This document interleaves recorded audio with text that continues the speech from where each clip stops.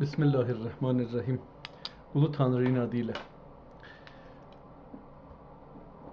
Zəhalət mühəndisliğinin 271-ci bölümün Allah Təbarək və Təalanın şükrü ilə və minnəti ilə anıram və başlayıram. Dünənki canlı yayın təəssüflə, yəni keçmiş canlı yayın təəssüflə Instagramda getməmişdi və fəqət YouTube-da var idi.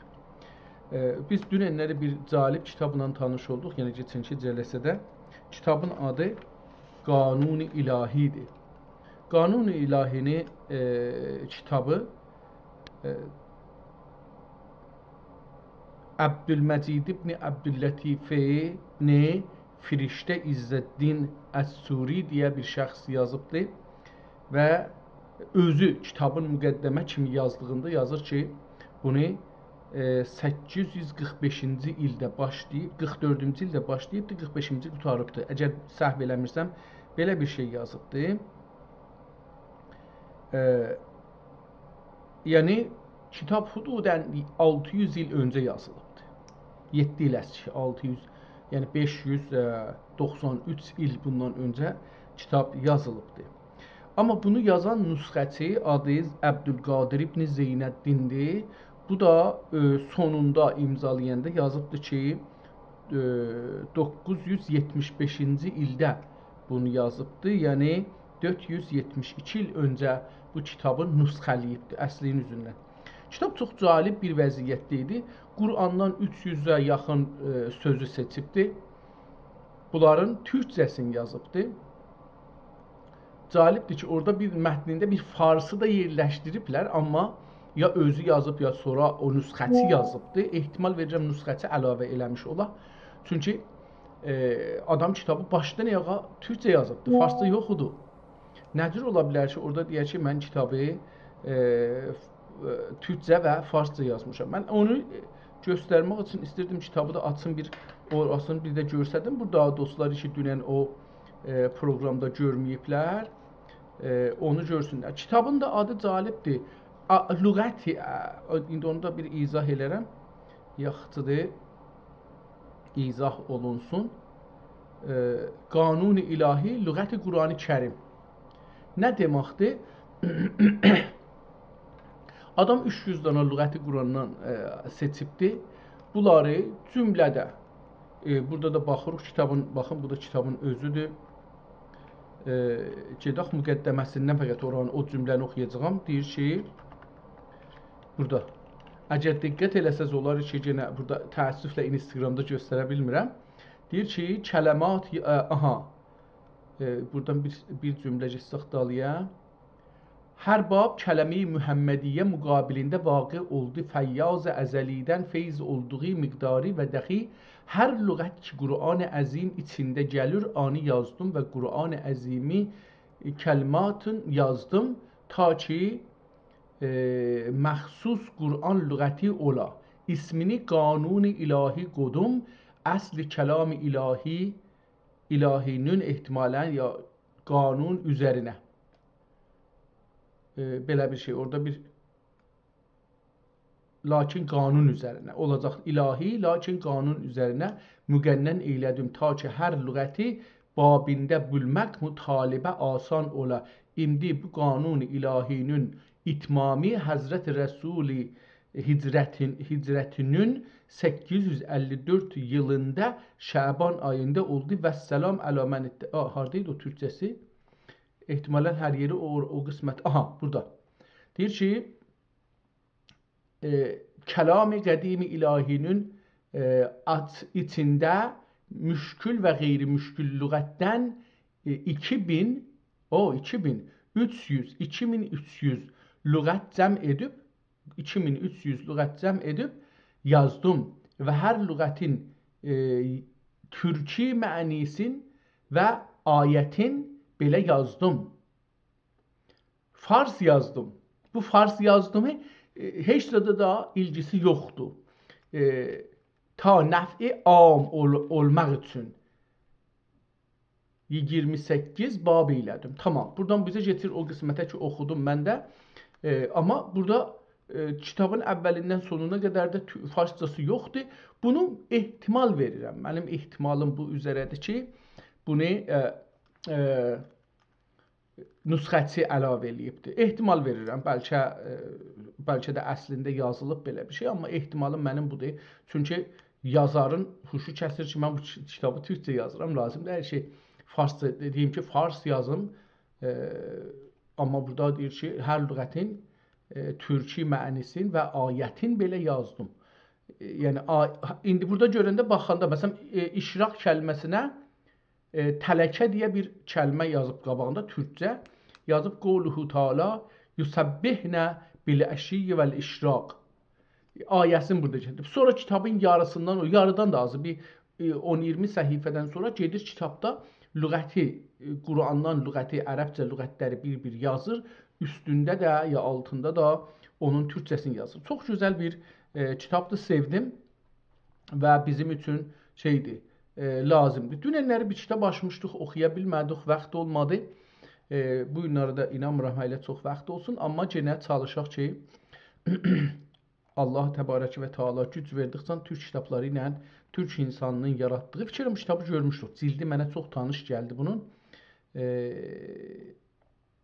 Mən bəli bu kitabı nəzərimə gəlir ki, görmüşdük. Bəli, bu kitabı görmüşdük. Bu kitabı görmüşdük. 1-2 gün bundan qabaq oxumuşuq. Bunu bağlayaq buradan. Gedək oradan da silaq. Çünki bunu qabaqcan bir neçə gün öncə bunu oxumuşuq. Bunu delete eləyək keçsin. Qur'anın təfsiri oxuduq. Dünənləri Calib 1-2 gün öncə. İndi Qanun-i İlahində dünən oxumuşduq. Əl-yazma tarix. Bir dənə kitabdır Əl-yazma tarix deyə. Fikirəm bunu da oxumuşuq çünki nəzərimə gəlir bunun cildi mənə çox tanışdır. Qıssaldıram ki, bunu səhifəyə yerləşdirin. Uzun kitabın uzunluğunu görürük. Təqribən qırmızı, tox qırmızı, qəriyə mail bir cild gönünlə qarşı-qarşıyıq. İçində Osmanlı dövrünün nəqqaşısının cildin içində görürük. İkinci səhifəsi də kitabın cildin, yəni o birisi tərəfindəki birinci səhifə olur əslində. O da yenə o şəkildir. Bunu oxumuşuq. Tarixi tənqihi bəhəzar fən ana kim Hüseyn Əfəndi rəhmətullah yazıb. Yəni bunu orada görmüşdük. Burada şey qoyubdu, fehristdə yer qoyubdu, amma eləyə bilməyibdi. Amma bunun yazılması biraz yox, oxumuşuq. Məncə bu amma gözəl xətti var. Buranın fərqli xətti ilə görürəm bunu. Mən gözüm bir cür oldu. Bunu biraz ya bunda irad var, bunun əkkaslığında irad var, ya da ki mənə gözümə bir şey oldu. Mən bunu qəşəng görə bilmirəm. Bilmədən nədən nəsə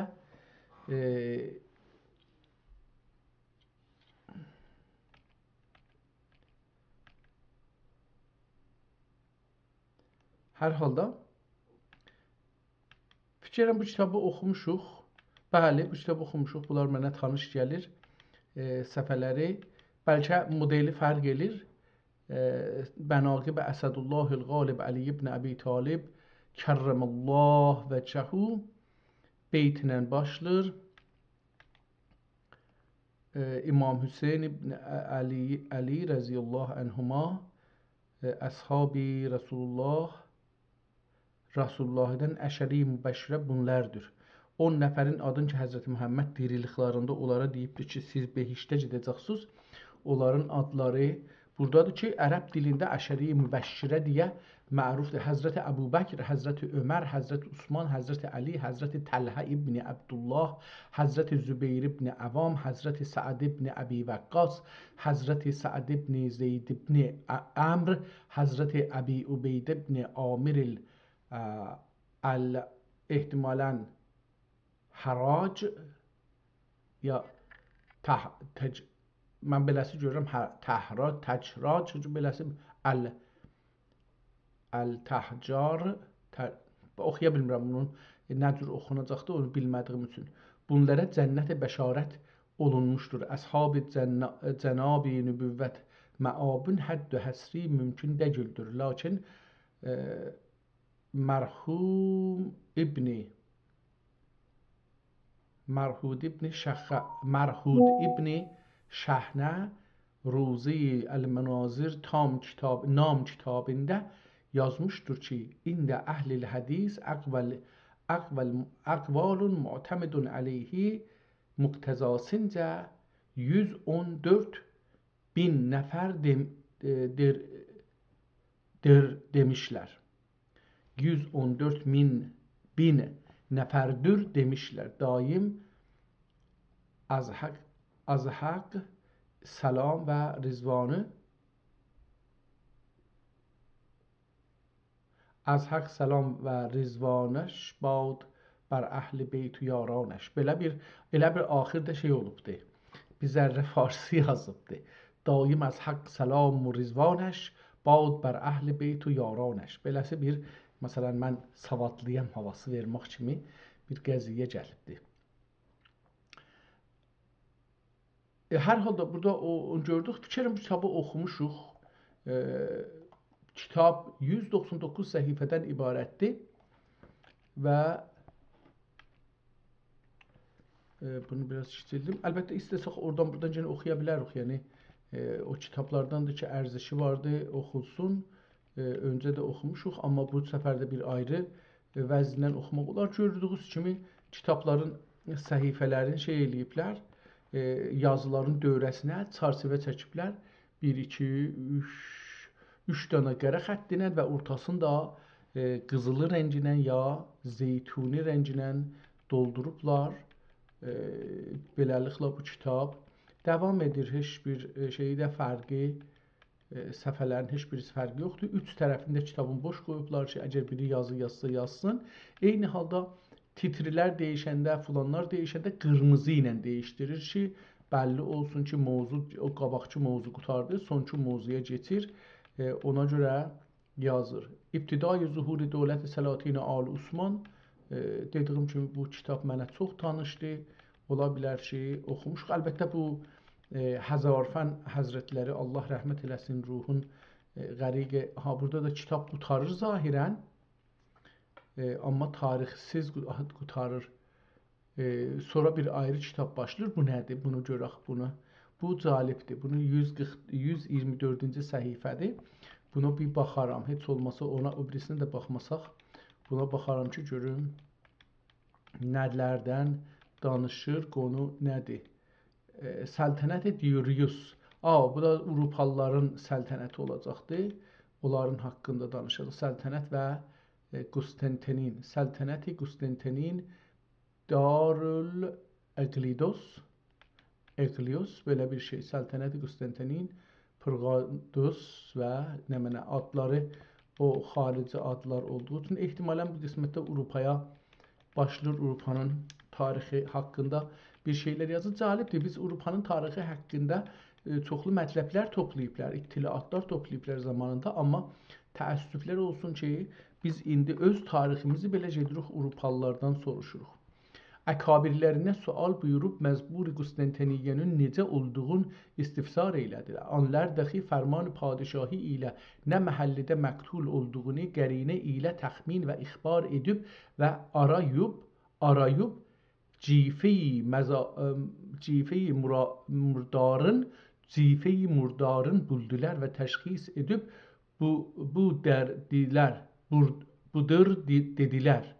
budur dedilər və başını kəsib Sultan Məhəmməd huzuruna gətirdilər. Oxumuşuq, bu kitabı oxumuşuq. Mən hətta burasında cümlələri belə yadıma düşdü ki, oxumuşuq. Değişdirirəm adın, amma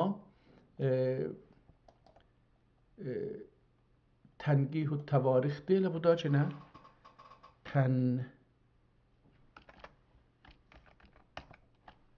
Tənqihü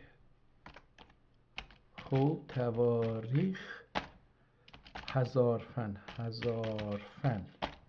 Tamam, bunu da yazdıq ki, o ehtimalən deyəcəkdir ki, ikisi düşür. Gedək bu birisi kitabı açaq, görək ki, bu kitab nədir? Bu kitab elə əvvəl açılanda bəlli olur ki, bu Fransada saxlanır, yenə müsəlmanların və türklərin əlində deyil. Kitab 123 səhifədən ibarətdir. Normal budur ki, Fransəlilər ya Avropalılar kitabları hər PDF-də, hər kitabdan hər bir səhifə qoyurlar. O birisi İranda 4 səhifəyəcən qoyurlar PDF-in bir səhifəsinə və şeydə çox az qoyurlar. Türkiyədə 2 səhifə qoyurlar. Sultan Süleymani Kanun. Tamam, bu kitab Sultan Süleymani Kanuni zamanı yazılıbdır. Ehtimal verirəm ki, 862-ni burada tarix qoyubdur. Ehtimalən o cür bir tarixə rast gələcək. Kitabın burada özün görürük. Bilirsiniz, qanun deyəndə, yəni Qurandan qıraqda və mollalar dediklərindən qıraqda. Yəni mollalar o zamanaca nə demişlər? Ondan qıraqda taza qanunlar gəlir dövlət tərəfindən. Deyirlər ki, türklər İslamdan sonra bir qanun qoyan Osmanın oğlu Urhandır ki, qanun yazır və deyir ki, bundan bu üzrə tamam məhkəmələr bu qanun üzərində olacaqdır. İkincisi Sultan Süleyman Qanunidir ki, əslən adı qanun deyə məşhurdur, yəni qanun yazıbdır. Və bu İranda bizə öyrətdikləri, Avropa öyrətdikləri ki, qanunu birinci dəfə nə bilim Avropada yazıblar, Fransada yazıblar, Amerikada yazıblar. Bunun dəqiqən tərsəsinədir. Amma gedək kitaba baxaq. Yəni bizim beynimizi beləsi şey eləyiblər də, yəni mumla alıblar əllərinə, mum eləyiblər, işğal eləyiblər beynimizi. Görürük. Burada fotokopudur. Fikir edirəm ki, bunu da görmüşük. Çünki əgər fotokopu olsa ki, fotokopudur, təəssüflə görürsünüz, nəqqaşilər qərə düşübdür, yazılar qərə düşübdür. Burada görürsünüz, mən deyirdim ki, bu Fransa olduğu üçün ehtimalən hər səfədə bir kitab qoyacaqlar, bir səhifə qoyacaqlar. Amma indi baxın, burada görürük ki, 4 səhifə qoyublar bir dənə. Əlbəttə, bəlkə də bu beləsi olacaqdır. Aha, bunu yekəldəcəyik, beləsi. 2 səhifə qoyublar, yəni aha, beləsi. Elə bir şey yox, 4 səhifə qoyublar. İndi burada baxsaq, bu 123 səhifə deyir, 4-dür, 5. İndi bunu mən beləsi aparsam, 6. Burada belə bir yazı var. Görək ki, bunu vuranda, bəli, o cür hər səhifə 2 səhifə qoyublar. Heyf ki, bu kitab fotokopudan, yəni əsli kitabdan əksi deyil. Bir kitabdan fotokopudur və onun üzü ilə biz qarşılaşırıq. Əslində bu kitab 250 səhifəyə yaxın bir kitabdır, yəni 248 səhifəlik bir kitabdır. Yazısı əl yazıdır. Baxarıq tarixini zaten görsək yaxçılar, amma bunun əslini görsəydik daha yaxçılardır. Kitabın əvvəlində əgər diqqət eləsəydik, bir də qeydək əvvəlinə diqqət eləsək, burada görürük ki, nəqqaşı vardı və 2 səhifənin yazısının dövrəsində indi burada qərə görsənir, amma çərçivə var və çərçivənin içi nəqqaşı olunub zaten. Amma burada biz kopya olduğu üçün onu görmürük. İkinci səhifədən o çərçivə aradan gedir və biz gəlirik belə sadə bir kitabla ki, çox yonulmamış bir qələm ilə də yazılmış kimi görsənir və nəzərə gəlir ki, məsələn 100-ci səhifəyə ya 96-cı səhifədə PDF-in 48-ci səhifəsində şey qurtarır. Birinci kitab elə bir qurtarır, təhriridən mütəcavüz olmağa bir miqdar ilə iktifa olacaqdır. İktifa olundu. İktifanın əlifi düşübdür, ketifa qalıbdır. Amma buna da gərək tarixinə baxaq, bunu qeydib baxarıq. 48-ci səhifədir. 2, 4, 5, 6 səhifə boş qalıbdır. Vəsətdə bir Fransa ilə bir şeylər yazıblar. Neçə səhifə? Aha, ehtimalən bu o bölümün fransızcəsi ya mən deyirəm fransızcəsi olacaqdır. Bəli, fransızcəsidir. Laları gördüm. Yəni kitab tərcümə olubdur. Əl yazı ilə Tazaşdan və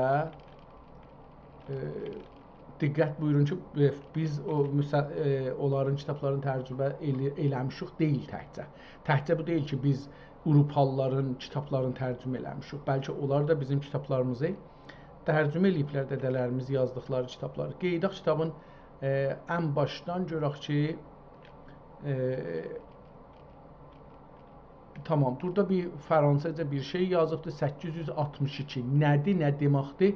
Mən onu bilmirəm, ona görə bilmirəm, yazmayım. Amma gedək görək ki, kitabı necə başlayıb. Və Bismillahirrahmanirrahim zat yazılsa da görsənmir, çünki o yazı bölümündə olacaqdır ki, qərə düşübdür, bilinmir. Sultan Süleyman xan mərhumun padişahlığı zamanında vaqe olan bəzi şeylər və Süleyman xanın vəfatı və xeyratı bəyanındadır. Kitabın mövzusu Süleyman Qanunidir. Adın yazaq, ad Sultan Süleyman Qanuni həyatı. Tamam, bu bunun şeyidir. Görək ki, ha zaman yazılıb. Sultan Səlim Həzrətlərinin Mə'niya sancağında Muğnisa ehtimalən bir şəhər adıdır. Sultan Səlim Həzrətlərinin Muğnisa sancağında, sancaq bilirsiniz bayrağa deyilir, ordu bayrağına əslində deyilir, elə dövlət bayrağına da deyilir. Ağaçdan sancılıb şey olduğunu verir. Sancı sözü də oradan gəlir də. Birdən görürsünüz ki, qarnımızda ya bir yerimizdə bir sancı başlayır, ona da sancır bizi. Yəni elə bir şey bir yerdən iynə taxırsan. Sancağında və Sultan Bayezidin Kütahiyyə sancağında sairi ədalətləri sayi ola bilər, sairə mən görürəm, amma sayə də ola bilər. Sayi ədalətləri məbsud ikən səadətli padişah-ı alicənab səncaqları təbdil və hər biri livai axər təhvil olunmaq xətt-i Humayunlərində caygir olmağın Sultan Səlim xanə Quniyə və Sultan Bayezid xanə Amasiyyə əhkami irsal buyurdular. Sultan Səlim fərmanı yerəm deyib, burada fərman o nə mənədi düşübdür. Yerəm deyib, əmri padişahiyyə riza göstərdi. Və lakin Sultan Bayezidin Kütahiyyə paytaxt illiyəyə qərib ikən dəxi bəid yer səncağı o üstəki də olacaq buyurdular. Sultan Səlim fərman yerim deyib əmri padişahiyyə riza göstərdi. Və lakin Sultan Bayezidin Kütahiyyə paytaxt illiyəyə qərib ikən dəxi bəid yerə səncaq qaldırılmaq ilə mütəəllim olub. Mütəəllim yəni narahat. Mütəəllim olub və bəzi etizar bəyan edib yenə Kütahiyyədə ibqa olunmağa ricanamələr göndərib. Hətta Sultan Səlim qalıb Bursaya gəldi və gətduği təqdircə, burada bir şey yazıb oxuya bilmirəm, ehtimalən Bayezid xanə 3 gündən sonra 3 günü olacaq da 3 gündən sonra mülaqat iqtiza edər. Məbada bir fitnə naiyi igaz iliyə deyib padişah-ı məğfur ərz eylədi. Filhal səadətli padişah dərya nəval nəsihət üzrə və xətt-i şərif ilə vəzir salis Muhammed Paşایی Sultan Səlimə və vəzir ravi Pərtov Paşayı, Pərtov adıdır ehtimalən, Pərtov Paşayı Sultan Bayezidə göndərib nüsüh və pənd və müxalifət eyləməmək üçün möhkəm sipariş və fərman etdilər. Bu dəfə Sultan Bayezid müxalifətə qadir olmayıb, Əmasiyyə tərəfinə rəvanə oldu. Lakin Qərandaşi Sultan Səlimə necə tə'ni-amiz cavablar ilə məktub göndərdi ya göstərir meydana oğudi. Tikrarına türkü və çarşab, bu nə mənə olacaq? Türkü olmayacaqdır. Çünki bir nəzkib belə bir şey yazılıbdır. Tikrarına nəzkib və çarşab. ya tərkib və çarşaf göndərib fitnə iqazına mübaşirət etdi. Sultan Səlim dəxi eynilə məktubun irsal etdiyi nəzəkkib təşdid qoyub elə bir, əgər şərh eləmişəm, amma bu birisində yox idi. Nəzkibi və sairi ilə padişah zişah dərgahına göndərib xan Bayezidin bu məquli naşayistə əfali və üsyani müşiri hərəkat və əfali. Burada bir şey olubdu, yazılıbdı. Onu oxuya bilmədim. Kiçikdir, bilmirəm ki, ehtimalən qərəliyiblər. Müşir hərəkat və əfali səadətli padişahın məlum şərifləri olacaq kəmali həqqətə və əqlinin qillətinə həmd edib layiq əfsər və təxt padişahi və səzavar mülk millət pənahi olmadığını məlum burada bir qıraqda bir şey yazıbdır. Əcəba bu hardan gidiyor, bu qıraqda yazıbdır. Məlum huma olub. Humayunlərinin gətirib sətrin davamında yazmayıbdır. Çarçıvədən eşikdə yazıbdır. Məlum humayunləri olub tezə döklü iştibahləri dənli olacaqdır. Təzə dənli iştibahləri qalmadı. Aha İmam Əli Əfəndi tarixindədir ki, iki şəhzadənin cənginə illət və bais Lala Mustafa Paşanın məkru fitnəsi Sultan Bayezid mərhumi dam bəlaya mübtəla etməsi bu nəqs ərz و bədnamın anın asar hiləsi və xudəsidir və bil cümlə Lala bu nə mənadır? Onu bu fəsadə və fitnə əsbabın təkmilidən sonra Sultan Bayezid bunlara namə bu iqtidar iştiyaqi cəm və kəndiyə qəpu quli və səgban və tüfəngçi diyu Anatoli və Qərman və Əkrad və Ərabın qitaib təriqin yazmış haliya 15 bindən təcavüz etmiş, bəlkə 20 bin olmuşdur e'lam etməklə səadətli padişah Anatoli Bəklərbegisi Cənab Əhməd Paşایی və Qəraman Bəklərbegisi Solaq Fərhad Paşayı və sabiqən Sultan Səlimə Lala olan Ali Paşayı və Ramazanlıqının mir mehtəri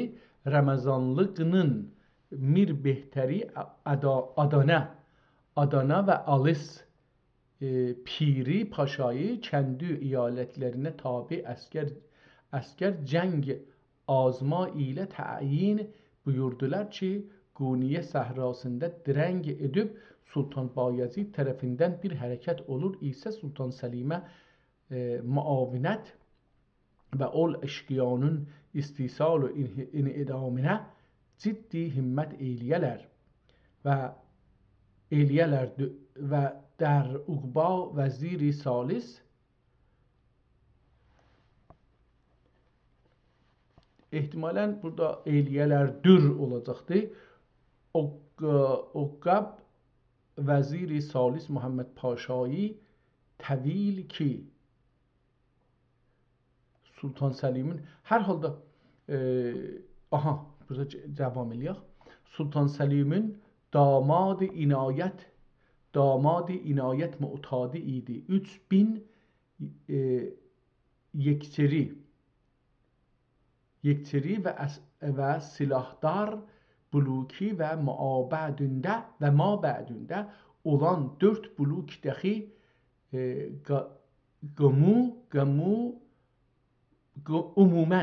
umumən və 40 ədəd 4 buluk dəxi umumən və 40 ədəd zərburd ilə topçu və cübbəci və bülükləri və dərgah-ı ali çavuşlarından və mütəfərriqə və çaşnikirdar güzide və bəhadürlərindən təyin və irsal buyurdular. İzmal, səfər və qənimət ehtimalən ya Padişah-ı Alicənab be Üsküdar 966 Fisəni 966. Bunu oxumaqdan tarixi istirdim görüm əcəba bunun bir tarix özü yazıb ki bu kitabı ha vaxt yazıbdı. Zahirən Sultan Süleyman Qanuni zamanında yazıbdı. Mən də indi onu özü də kitabda yazıbdı elə əvvəlində ki onun mənaqibi haqqında, işləri haqqında yazacaqdı. Amma istirdim bir tarix görüm ki nə var nə yox. Bu son iki səhifəyə də bir baxaq görək ki burada üstündə xülasə yazıb, yəni yekə yazıbdı. Qələm əlbəttə bir cürdür ki hərflər yaxşı düşmüb amma oxumaq olur, yəni bu cür də deyil ki. Və yenə mərhum Xasiki Sultan üçün bir imarət-i kəsirü'l-nəamə və Mədine-i Münəvvərədə dəxi bir imarət-i illiyə bina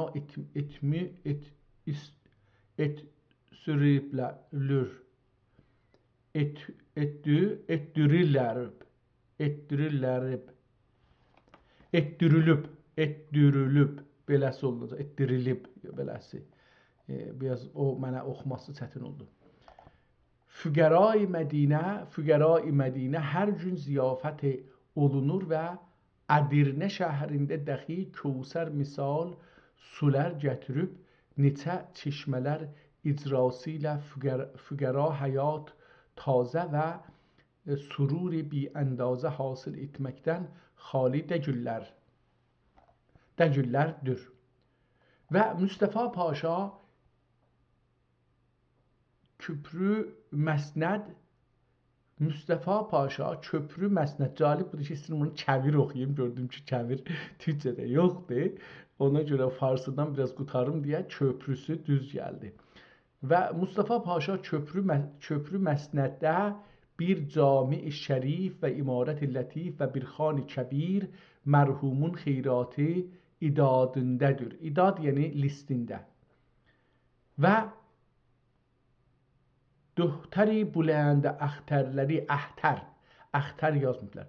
Döhtəri buləndə əxtərləri beləsi olacaq amma döhtəri buləndə əxtərləri Mehrimah Sultan üçün Üstücardə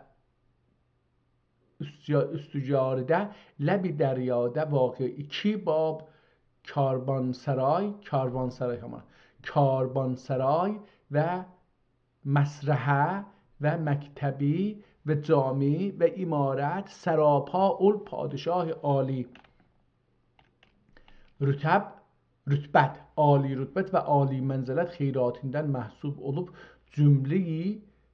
cümləsi kəndi fərmanı şərifləri ilə və əksər ləvazım və məsarifləri canibi alilərindən verilməklə bina olunmuşdur. Burada nə deyir? Şah hüquq alırmış. Yəni o zaman düz deyil ki, xəzanə şahın əlində olsun, istifadə eləsin.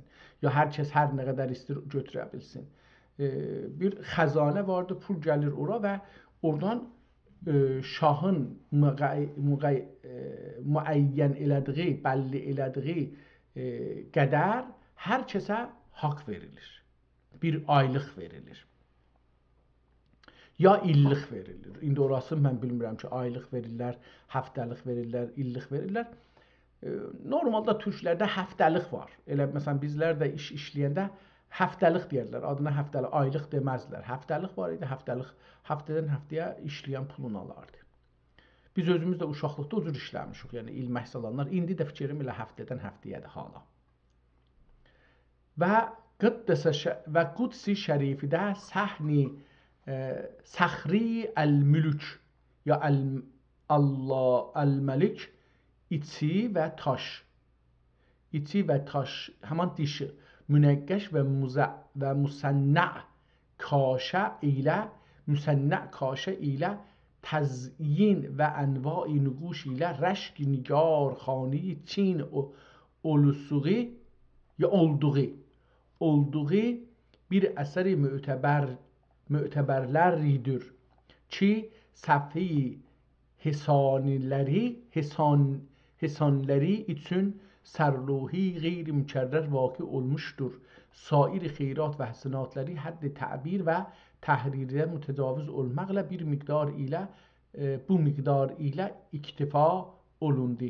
Təəssüflə tarix yazmayıbdı. Amma burada təmmə sözünü yazıbdı. Mən qum istirdim oxuyam. Sonra gördüm nöqtə üstündə təşdid də var. Təmmə olar. Amma qum görsənirdi. Qum da farslar yazdığı kimi, nəinki türklər yazdığı kimi. Hər halda bu kitabın əvvəlində bir şeylər yazıbdı. Mən istəyirəm ki, bunları verək, görək ki, nə deyir bu şey. Biraz kiçildim. Bundan bir əks salaq, verək, görək ki, bu şey nə deyir.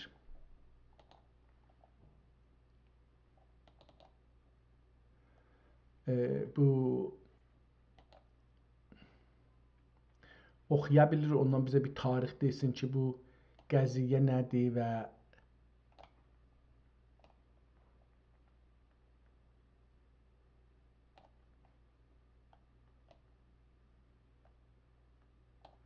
tamam.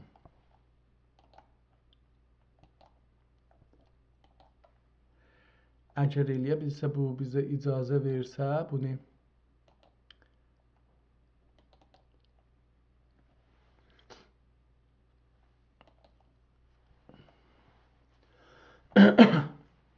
bizə tərcümə eləsə ki, nə var, nə yoxdur.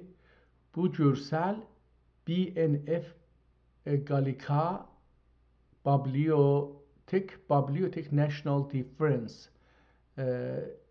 sitəsindən alınmış bir kullanım və lisans bilgilendirmə sayfasıdır.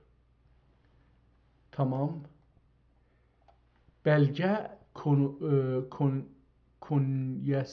kunyesi kaynak, tamam, o da kurum, o da ki o da koleksiyon, supplement sur falan 862 nə mənə deməkdir. Bunları hələ feylən desək, bunları desək ərəbcə yaz da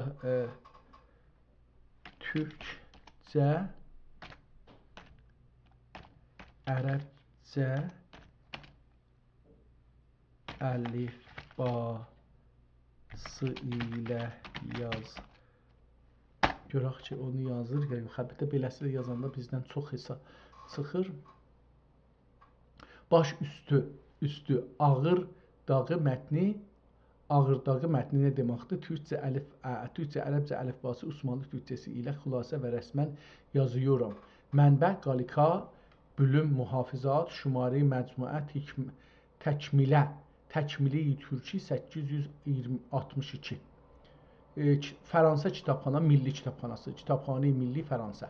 Bu əsər Sultan Süleyman Xan Sani Qanuni zamanında vuku bulmuş bəzi mühüm vaqiələrin məcmuəsidir. Əsl mətin Türkçə olub. Jean-Claude Galland tərəfindən fransızcaya tərcümə edilmişdir. 1732-də tərcümə olub. Yəni tərcüməsinin əgər tarixini çıxarsaq, indi 2026-dır. Bunu çıxsaq 1732-ni. Kitab 300 ilə yaxın öncə tərcümə olubdur. Bu nüsxənin digital surətləri Gallica saytında ümumə açıqdır. İstemal və hüquq bunları ötürək keçsin.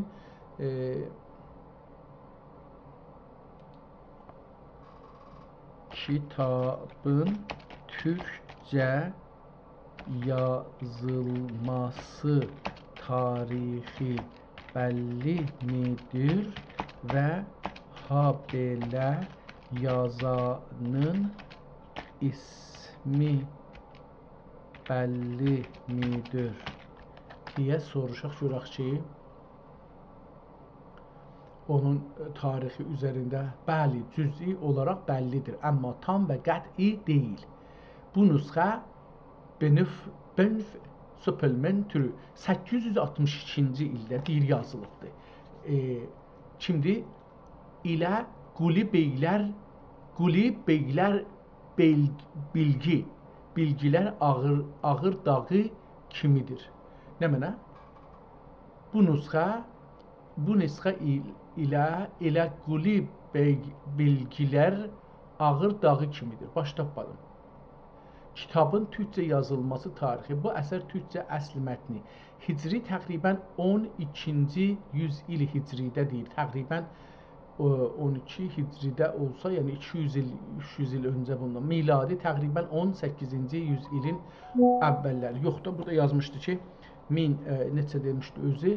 1715 ta 1701 ta 1715-ə deyir ki, yazılıbdı. Orada da özü tarix qoymuşdu, onu da gördük ki, hangi tarixdə dedi ki, tərcümə olubdu.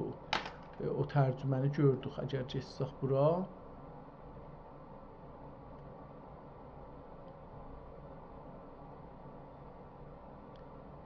Çevrisi 1000 deyir ki, 732-də olubdu. Burada da yazıbdı ki, mətnin kapsadığı dönəm bu illəri tutubdu. 1732-də bu kitab tərcümə olubdu. 1701 ilə 1715-ci illərin hadisələrini yazıbdı deyir. Yəni o illər yazılsa, o əlbəttə onda Süleymanı tutmur. Süleyman daha öncədir. Amma geçsək burada tamam, buradan başlasaq, dedi ki, bu əsər hicri təqribən 12-ci yüzili hicri, miladi təqribən 18-ci yüzilin əvvəlləri, yəni 1701 ilə 1715-ci miladi il ilaqlanan dövrədə yazıldığı qəbul edilir. Bu tarix mətnidə zikr edilən vaqiələrin son tarixlərinə və fransızcaya tərcümə tarixinə 1732-də tərcümə olubdur. Yazının ismi, türkcə əsl mətn müəllifi bəlli deyil. Məxtutələrdə müəllif adı zikr edilmir. Böyle əsərlər Osmanlı tarixçiliyində çox zaman dərgah katibləri, vəqai nevislər ya da naməlum saray müəllifləri tərəfindən yazılırdı. Yəni bu əsər müəllifi məchul Osmanlı türkcə tarixi məcmuədir. Tərcüməçi fransızcaya tərcüməçi Jean-Claude Galland, tərcüməsi 1732-də. Xülasə, türkcə yazılması tarixi təqribi bəlli. Türkcə mətnin müəllifi bəlli deyil, məchul. Tərcüməçi və tərcümə tarixi bəllidir. Tamam, bunları da ki, oxuduq, dahi ehtiyacı yoxdur ki, bundan izafə bir şey yazmayıbdır ki, biz deyək burada bir şey yazıbdır və biz onu görmədik. Tamam, bu bir kitab idi Sultan Süleyman haqqında.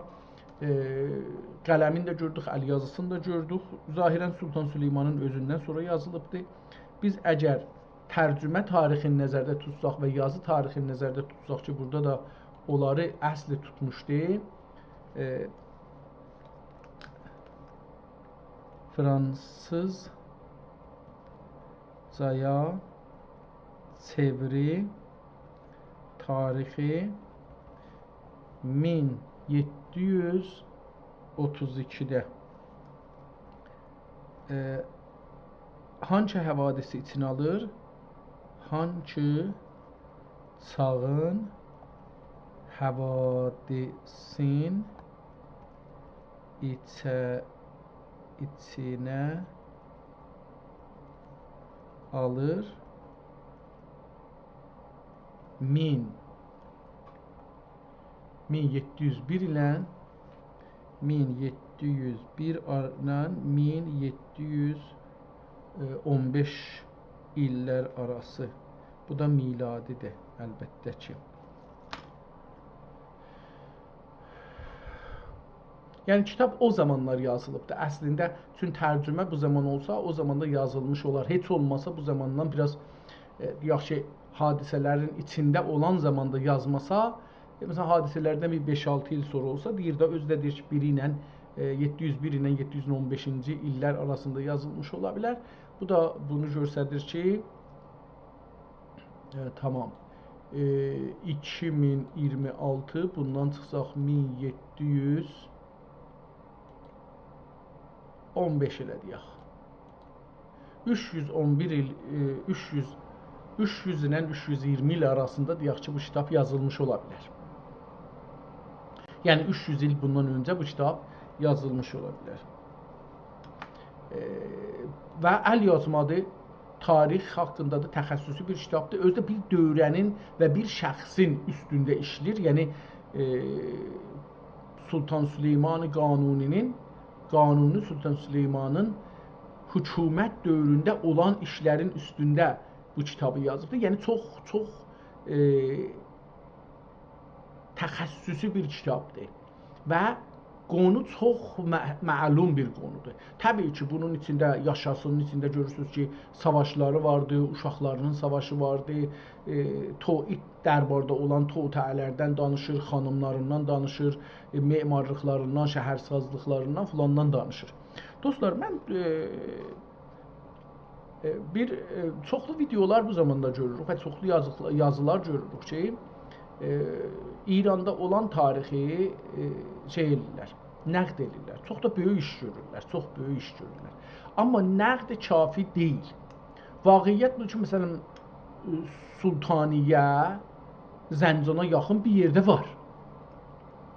Şəhərdən uzaq bir məsciddir, düzəlibdir. Əcəba, sual soruşmaqdır. Bunu deməklə ki, bunlar keçən 100 ildə düzəldiblər, bu həll olmaz. Çünki 100 illik deyil ki, qədimidir. Vaqiət bu ki, bunlar qədimidirlər. Bunları inkar eləmək olmaz. Bəziləri çox qədimidir, bəziləri az qədimidir, bəziləri ortadır. Amma məsələn, Sultaniyə hər halda tarixdə də adı keçibdir, bunu düzəldiblər. Sultan Xudabəndə deyə bir şəxs bunu düzəldibdir və çöldə düzəldibdir. Mənim də özümə sual idi ki, bunlar niyə çöldə düzəldiblər? Amma mən bu günləri zehnimə bir düşüncə gəldi. Demirəm vəhiy gəldi, bir düşüncə gəldi ki, əcəba türklər və ərəblər, özəlliklə türklərdən söz edirəm, buna görə ki, bir şəhri düzəldələr, bir şəhri bina eləyələr, ora adam yığalar, oranı abad eləyələr, neyniyə bilərdilər? Çadır gedib quracaqdılar, yoxsa orada bir ümumi məhəllər düzəltməliydilər. Müsəlmanlar üçün məscid ən önəmli toplumsal bir, indi Türkçədə deyirlər kamyon ya community ingiliscədən ya fransızcadan keçibdir ora. Community-ni bir cür ayrı cür deyirlər, mənə o zehnimdən çıxdı nə cür deyirlər. Hər halda ortaq toplumsal bir yerlər düzəltməlidirlər ki, onun dövrəsində insanlar gəlib, şəhərliğin əvvəl gərək bünövrələrini tökəsən. Şəhər ilə obanın nə fərqi var? Oba köçəridir. Onun heç bir mərkəzi bir yeri yoxdur. İlla əgər xan olsa, xanın ətrafında, ya obanın böyük başçısı olsa, onun çadırının ətrafında toplanar o birisi çadırlar. Amma indi əgər bir kənd düzəlir, ya bir şəhər düzəlir, adına şəhər deyirik, çünki kənd həmin şəhərdir. Bir kənd düzəlir, onu bir şey orada tikilməlidir ki, onun dövrəsində insanlar toplanır. Nə mənə? İslamda ən mühüm bir şeydir, məsciddir.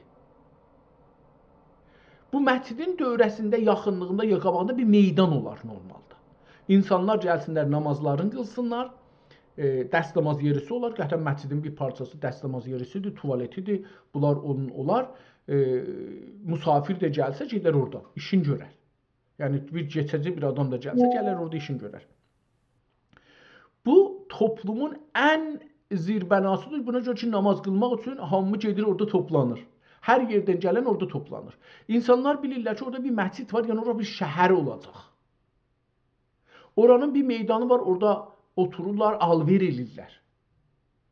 Otururlar, danışırlar, fikir alveri elirlər, matah Mal, matah alırlar, satırlar, maldavar alırlar, satırlar. Hər kəsin nəyi var, gətirir orada değişdirir ya alır, satır. Bu da o bazar deməkdir. Bazar deməkdir. Onun yanında yavaş-yavaş xədəmat da başlanır ki, bunlar insanlar gəldikcə orada xədəmat olur.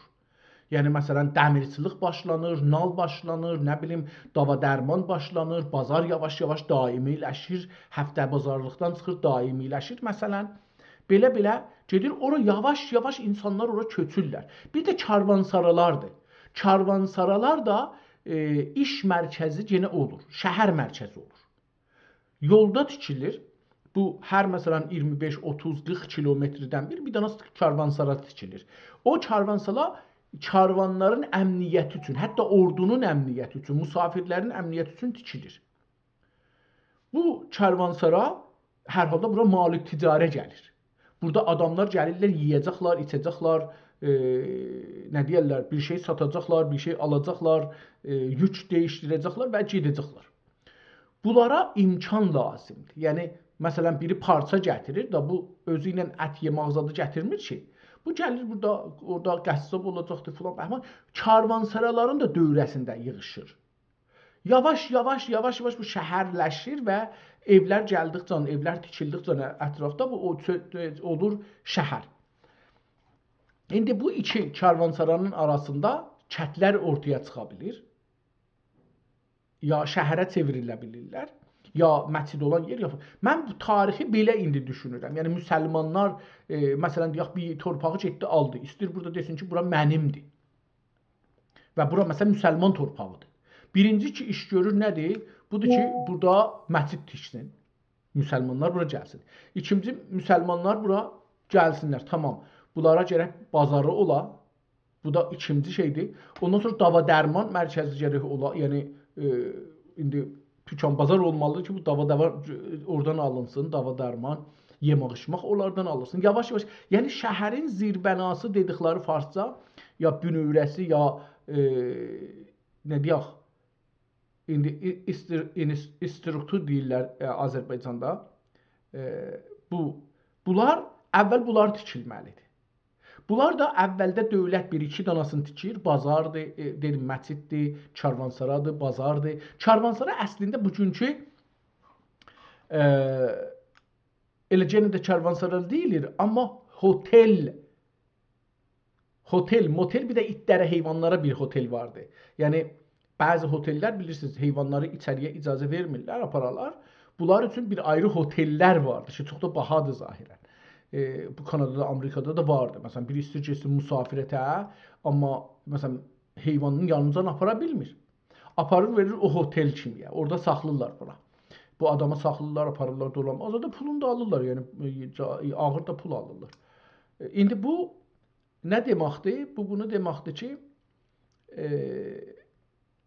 o məscid, məsələn, Xudabəndə məscidi çöldəymiş, ya hər məscid bunlar şeydir. Əlbəttə bilirsiniz, məsələn biz Təbriz deyəndə, Təbriz məncə şəhər deyildi heç vaxt. Sonralar şəhər olub. 50-dən sonralar şəhər olub bura. Çünki mən Təbrizə 52-ci ildə köçmüşük, 51-52-də köçmüşük Təbrizə. Təbrizin məsələn bir Şahabad deyərdilər. Onunla Höhməvarın arasında boşluqlar var idi. Höhməvar deyəndə Höhməvar özü məsələn Qarağacla Höhməvarın arasında ya məsələn nə bilim Qərəməlik ilə Höhməvarın arasında 3-4 kilometr ağaçlıq, bağlıq var idi. Yəni heç bir ilgisi yox idi. Ya məsələn Höhməvarla o birisi şeylərin arasında heç bir ilgi yox idi. Hərəsi özünə bir müstəqil belə şəhər kimi ya kət kimi bir yer idi. Onlar da elə bu şəkildə toplamışlar. Bu ki indi Təbrizin əcəba dövrəsində hangi bölümə Təbriz deyirdilər və o Təbrizin məsələn harası qələsi var idi, yox idi, onu bilmirik, amma bilirik qapılar var. Yəni Gəcil qapısı var, nə bilim İstanbul qapısı var, Gürcü qapısı var. Bu qapılar var. Bu qapılar dərvazalardır. O şəhərə girmək, çıxmaq dərvazasıdır. O tərəfə ki gedir, onun qapı dərvazasıdır. Amma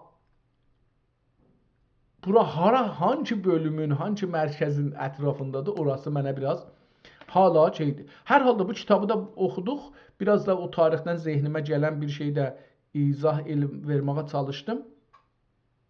Gedək bir ayrı kitabımızı açaq, görək ki,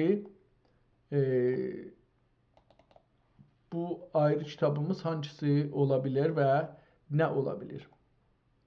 Tənqih-ü Təvarix, Moğol tarixi bunu oxumuşduq. Həzarfən bunu oxuduq. Bu da dedik ki, Sultan Süleyman haqqında bir tarixdir. Bunu da yazaq ki,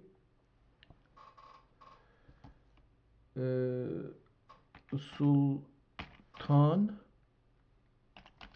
Süleyman Qanuni tarixi. Tamam. Bunu da beləsi yazdıq, bəlli oldu. Üçüncü bu kitabı açaq, görək ki, bu kitabda yenə də bizim təəssüflə türklərin və müsəlmanların əlində deyil. Bu kitabda Fransəlilərin əlindədir. Elə bu BNF-dən bəlli olur ki, oradadır. Amma Çələdi ən Asiya tradisi nə mənə Türk ən Fransiyos Parcın. Hər nə mənə bu da yenə aynı nömrəni 886-nı yeyibdir. Zahirən bu da o cür bir şeydir. Bu kitabı da baxırıq. Bu kitab da çox belə gözəl bir kitabdır. Qırmızı, tox qırmızı göndü, dövrəsi də nəqqaşi deməyək, yəni o şey ki, farslıqda kəndikari ya bərcistikari deyirlər. Ondan ortasında da görürük qızılla bunu bəzləyiblər. Bu da ehtimalən içində Osmanlı nəqqaşisinin birinci səhifəsində görürük. İkinci səhifə boş, üçüncü boş, dördüncündə Fransız dilində yazılı və bir möhür görürük və gəlirik kitabın başlanğıcına. Görürük ki, bu kitabın başlanğıcında Osmanlı dövrünün biraz da iğraq olunmuş, yekə çəkilmiş nəqqaşəsi vardı. Əgər diqqət eləsəz, o Bismillahirrahmanirrahimin yeri boşdur. Bir şey yazılmayıbdır. Üstdə ikinci çarçıvənin içində məçid günbəzi, içi nəqqaşi, üstündən də göyə gedən. Yəni, o Osmanlı dövründə nəqqaşilərin hər cürə şeyi burada görünür. Burada kitab Midatla yazılıbdır. Yəni, Midat çıxandan sonra yazılıbdır. Midadın kəşfinə burada Midad hangi tarixdə kəşf olub və türklər ya da Osmanlılar Midadla yazmağa başlamışlar. Əlbəttə bu şeydən sual soruşmaq cəhcəbiddən. Buna görə də ki, bu düz deyir. Çünki bu da gedir fars dilində və batıda yazılan mənbələrə istinadən mənə cavab verir. Bu fəqət bizə biraz köməklik eləyə bilər ki, biraz şeyləri, məsələn, biraz məlumat alaq. Amma bu məlumat doğrudur, doğru deyil, onu özümüz axtarmalıyıq və buna etimad eləməməliyik. Çünki bunun özünün məğzi yoxdur ki, kitabları oxusun, özü çıxasın. Görürsünüzlər, kitabları bəzən əksini salırıq, veririk, oxuya bilmir əl yazma kitabları. Bunun üçün bu fəqət bizə biraz məlumat verir. Biz o məlumata şəkk ilə baxmalıyıq. Bu da bir ayrı məsələ. İndi sualın xeyli mühüm və tarixidir. Mərhələ-mərhələ və türkcə əlifbası ilə açıqlayım. Midad, qərə qələm, hangi tarixdə kəşf olub? Midad dediyimiz alət əslində qrafitdən yaradılmışdır. 1564-də, yəni Osmanlının taza başlanan çağlarında İngiltərədə Brodel xalis qrafit kəşf olundu. İləri dövrlərdə bu maddə ağac içində qoyulub, qələm, rəssas, qərə qələm şəklinə salındı. Bu tarixdən sonra Midad Avropada sürətlə yayıldı. Midaddan öncə nələr ilə yazılırdı? Midaddan öncə qələmi ney, qəsb qələm, mürəkkəb, midad, hebr, pər qələm, qələmi pər istemal olunurdu. Osmanilərdə xəttatlıq daha çox mürəkkəb ilə ney qələmlə olmuşdur. Türklər və Osmanilər midadla yazmağa nə zamandan başlamışlar? Mühüm nüqtə. Osmanilər əsas yazı vəsiləsi midad deyildi. Midad tərh, müsəvvədə, haşiyə, həndəsə, nəqşə, əskəri və mimari cizim üçün kullanılırdı. Rəsmi metinlər, fərman, vəqfiyyə, kitab hətmən mürəkkəblə yazılırdı. Tarixi zaman 1700 il Midad Osmanlı dünyasına Avrupa yolu ilə gəlməyə başladı. 18-ci yüzyıl əskəri mühəndisi, memari və texnik kitablarda isteğmalı artdı. 19-cu yüzyıl Midad məktəblərdə və günlük yazışda yaygınlaşdı. Osmanlı xəttatlığında nə üçün Midad qəbul olunmadı? Tamam, bunları ötürək. Silinə bilir, daimi deyil. Xəttatlıqda bəqa, subat, qüddisiyyət əsas olduğu üçün mürəkkəb tərcih olunurdu. Xülasəsi, Midad 1546 miladidə kəşf olubdu. Osmanlıların əsas yazı aləti deyildi. 17-18 yüzillərdə Osmanlı yardımcısı vəsiləsi kimi istemal olundu. Rəsmi və ədəbi mətnlər mürəkkəb və neqələmlə yazılardı. Tamam. Bu kitabı mən gördüyüm qədər Midadla yazılıblar. Onun üçün bunu dedim. Bu kitab, indi bunu mən biraz yekəldim, səhifəmiz bura yerləşsin. Əlbəttə bu da çox olur. Tamam. Kitabın aşağısında bu biri görürük. Acaba o bir səhifələrdə təkrar olur ya yox. 2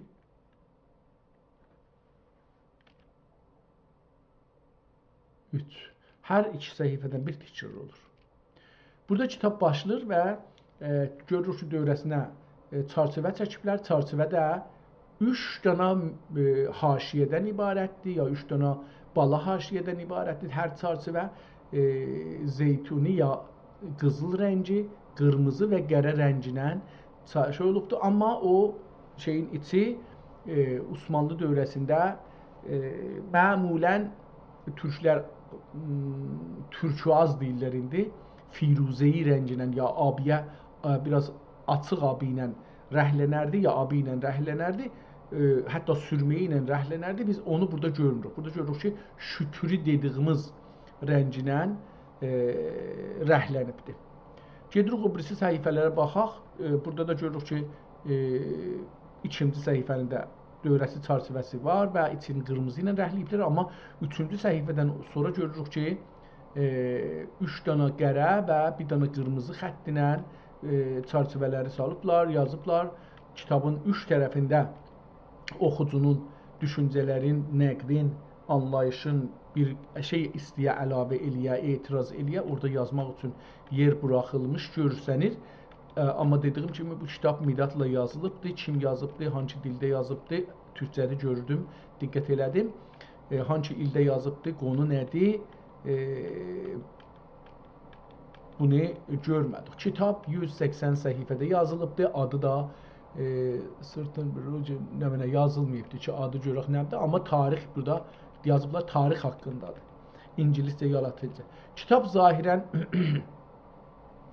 72-ci səhifədə qutardı və təmmətül kitab və unillahi taala bunu burada qurtarır və 1, 2, 3, 4, 5, 6-cı səhifədə bir Fransa dilində bir şey var və yenə 1, 2 səhifə boş və bir yenə Fransa dilində bir şeylə qarşılaşırıq. 1-2 səhifə yenə də boş və yazı Fransa dilində davam edir. Ehtimalən o birinci bölümün tərcüməsi olaraq burada davam edir.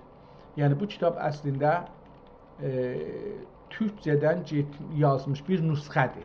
Necə ki, qabaqçı da nüsxədir. Çünki bir kitabın ortasında əgər bir kitabı tərcümə edirlər, o kitabı ya gərək cırarlar, tərcüməni ona əlavə eləyirlər, ya da ki, ikisini bir kitabda yazırlar. Onun üçün görürük, xətti hər şeyi bir olduğu üçün bəllidir ki, ikisində yəni xətt deyəndə çərçivələri deyirəm. Çərçivələrin modeli bir cür olduğu üçün demək olur və bir növ Midadla yazıldığı üçün deyə bilirik ki, bu Fransada yazılıbdır, nüsxələnibdir. Ola bilər ki, türkcəsi bir adam yazıb, latincəsin ya fransızcəsin bir ayrısı. Burada kitabın sonuna yetişirik və görürük ki, çox kitab çift halətindəymiş, yəni 3 bölümdən ibarət imiş. Onu burada görürük ki, çox da gözəl bir o qızıl olan yeri 3 tərəfində də var. Yəni həm başlanış cildində, həm qurtuluş cildində, həm də ağzı ki bağlanır. Orada bunu görürük. Sonra da bu əksləri görürük ki, kitabın güşələrindən və şirazəsindən əkslər salıblar, göstərir ki, kitabın durumu nə vəziyyətdədir. Bəs bu kitab da eyni keçmiş kitabda mənim nəzərimə gəlir ki, o kitabda bir nüsxədir. Yəni əgər tapa bilsəm onu, bu kitab ki indi oxuduq, bu kitabda bir nüsxədir. Yenə də məncə bu Fransada yazılmış olacaqdı. Bu baxsaz, diqqət eləsəz, kadr ki var dövrəsində aynıdır. İndi bu da həman kadrla davam edir, həman əndazədə, həman böyüklükdə, kiçiklikdə çərçivəsi aynıdır. Bu da ki sonuncu kitabımızdır. İndi baxırıq, indi əlan başlayırıq oxuyaq. Görürük ki, bu da aynıdır və bu da 886 nömrə yiyibdir. Kitab burada başlayır. Mən də bu kitabı oxumağa başlayayım. Görək ki, kitab nə mənələr deyir. Ravilər Bismillah yoxdur. Bilmirəm nə isə mən çalışıram Bismillahı bu nəqqaşlığın içində görəm, amma görə bilmirəm. Deyir ki, ravilər şöylə rivayət edərlər ki, ol zamani ki Həccac Vasiti şəhrində hakim idi, gecə-gündüz adam öldürüb və suçsuz yerə qan dökmədən fərağət etməzdi. Qəndə ki bir salih və dindar kimsə görsə qətl edərdi. Qəndə hər yerdə.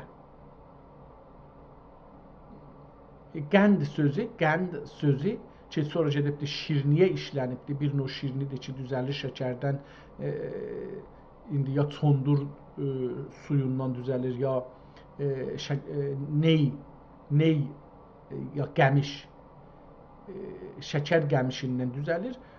Əlbəttə onu da suyun süzürlər, o suyu qeynədirlər, quruyur, qalan içində maddə olur şəkər. Ona qənd də demişlər. Amma bizim burada qənd dediyimiz, yəni külli, hər yerdə, hamısı birdən, belə bir anlamda gedir. Qan dökmədən fərağət etməzdi.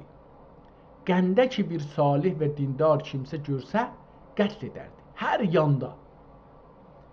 Və nərdə ki, bu nərdə sözü ki gəldi, məncə bu yaxın zamanlara aid kitab.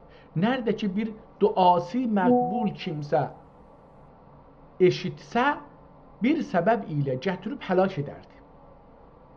Ki kəndi üçün bəddua etməyə. Günlərdə bir gün, ya günlərdən bir gün, günlərdən biz deyirik, amma Türkiyədə günlərdə bir gün. Günlərdə bir gün Həccac təvabilərinə sual edib. Təvabi, yəni ona əmrinə itaət edənlərdir. Əcəba salihlərdən kimsə qaldı ki, mən onu öldürəyim dedikdə təvabilər və büzərası cavab verib etdilər. Səid nam biri qalmışdır ki, bir nəfər qalıb, niyə öldürməmsən? Baxın, bu burada çox gözəl bir şeydir. İndi İranda, mən bunu neçə gündür düşünürəm, İranda millət etiraz edir. Millət hakimiyyətini dəyişmağını istəyirlər. Millətlər haqlarını istəyirlər. İradələri, bizim iradəmiz əsasında hakimiyyət olsun, biz dediyimiz kimi hakimiyyət eləsin. Pis yaxşı biz səlah veririk ki, nədir? Sən səlah vermə bizə, görmə bizə deyə çalışırlar. Bizim iradəmiz, torpağımız nədir iradə olsun, bizim iradəmizə bağlı olsun. Qanun bizim iradəmizə bağlı olsun deyə çalışırlar. İndi burada bir iddə sərbazdır, dərəcədardır, əfsərdir, nə bilim, generaldır, filandır, başlayıblar insanları qətl edirlər. Yəni, indi xəbərlər, çox əcib xəbərlər gəlir, çox əcib videolar gəlir ki, bəzən görürsünüz ki, cəsədləri bimaristanların o buzxanalarında saxlaya bilmirlər. Çöldə qoyublar və çöldə kisələrə insanlar və hər ölüdən 700 milyon pul istəyirlər ki, savabına verələr. Yəni o ölü sahabının pulu olmasa 700 milyon, ölüsü qalacaq dövlətin əlində. O ölüsünü alıb quyulamaq üçün, ona ağlamaq üçün məcburdur 700 milyon tapa verə İran dövlətinə. İran dövləti burada bir ölüm ticarətinə başlayıbdır. İndi burada o əskərlər, sərbazlar. Əskər deyəndə yəni o adam ki, silah götürə bilir İranda, qanun icazə verir ki, o silah götürsün. Bu silah götürən adamlar bir var ki, insanları qorxudalar, göyə atalar, öz ayaqlarının yaxınlığına yerə güllə vuralar, göyə atarlar. İnsanlar qaçsa qaçsın, qaçmasa da qaçmasın. Amma onları vurub öldürməyənlər. Bir var bu işi görələr, ya da gördülər o türdə, nəhayət budur, təslim ola, silahın verə ona, təslim ola. Ağa, mənlə işiniz olmaz. Əslən silahımı da vermirəm, mənlə işiniz olmasın, özünüz bilərsiniz. Bir də var ki, bu milləti başından vurasınız ki, əkslərdə görürük, videolarda görürük, adamların başından vurublar. Deyirlər ki, 17 min nəfərəcən ən azından 2-3 gün bundan qabaqdan xəbər verir ki, adam ölübdür.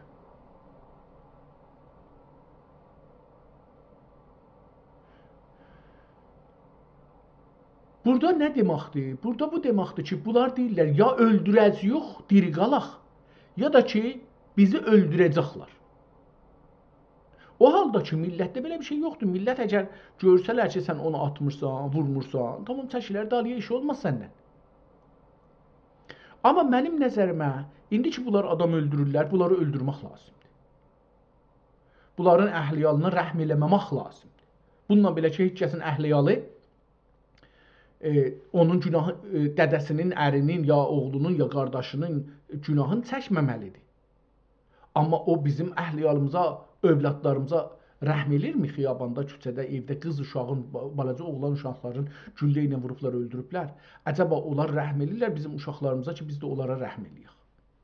Əgər bizə əmniyyət yoxdur, düşmənə də əmniyyət olmamalıdır. Əgər bizə əmniyyət yoxdur, əgər biz əmniyyət içində etirazımızı eləyə bilmirik, haqqımızı əlimizə alamırıq, düşmənə də o da düşmən hesab olur. O dahi mənim ordum deyil, o dahi mənim əskərim deyil, o mənim mənafeyimi qorumur. O bəllidir, bir ayrı cibhədə məndən savaşır.